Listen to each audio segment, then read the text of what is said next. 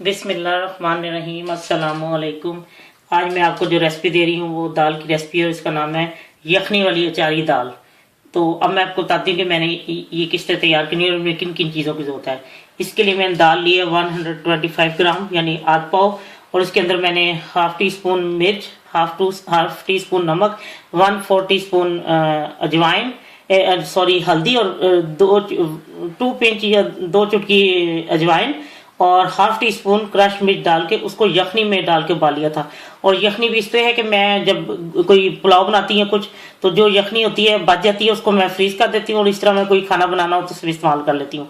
तो वो मैंने इसमें 1 गिलास यखनी डाल के इसको उबाल लिया था, लेकिन ये खड़ी खड़ी है, बहुत ज्यादा गली हुई नहीं है।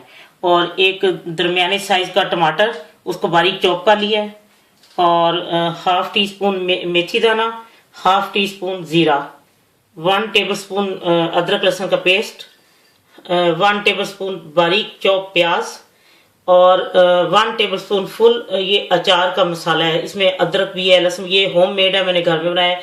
ये अचार का तेल नहीं लेना, सिर्फ अचार का मसाला जो है वो डालना है। अगर आपने लेमन डालना है या आप जो चीज़ आप डालना चाहती हैं वो डाल लें, लेकिन मुझे सिर्फ ये, मैंने इसमें ये चीज़ें अचार का मसाला लिया, बाकी लेमन और आम वगैरह और कोई चीज़ नहीं डाली इसके लिए, दाल के लिए। और हाफ टी स्पून गर्म मसाला है, 2 अदद सब्ज मिर्चें हैं, ज्यादा डालना चाहिए ज्यादा डाल लें, अदरक गार्निश के लिए है, और 1 टीस्पून जो है वो, बल्कि 1 टेबल स्पून ये बटर है, और 1/4 कप जो है वो ऑयल है, और यखनी है 1 कप, और सब्ज धनिया मेरे पास नहीं था, वो भी आप को जरूर लें और दाल के ऊपर वो अच्छा लगता है। तो मुझे कुछ यहाँ प्रॉब्लम वैसे यहाँ मिलता नहीं है, ठीक है। अब मैं आपको बताती हूँ ये कैसे तैयार करनी है दाल। सॉरी, मुझे हींग बताना याद नहीं रहा। अब ये मैंने 1/4 कप तेल इसमें डाल दिया, और अब मैं इसमें हींग डालती हूँ। 1 पिंच या थोड़ी सी ज्यादा डालें, हींग पेट के लिए तो अच्छी होती है। और अब मैं इसमें वो जो मैंने प्याज चॉप करके रखा था वो मैं डालने लगी हूँ।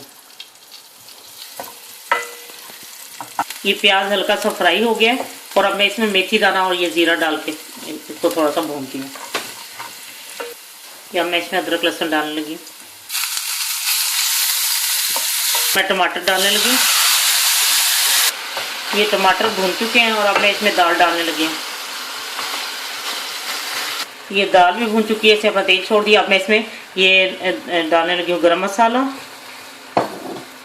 और सब्ज मिर्चें साबुत। और अब मैं इसमें ये मैंने 1 कप यखनी रखा है, ये इसमें डाल के इसको कुछ देर पकाती हूँ, फिर मैं आपको बात बताती हूँ इसमें क्या करना है।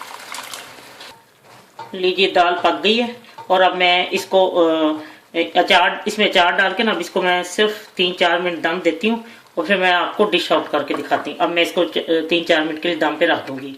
अचार मैंने डाल दिया।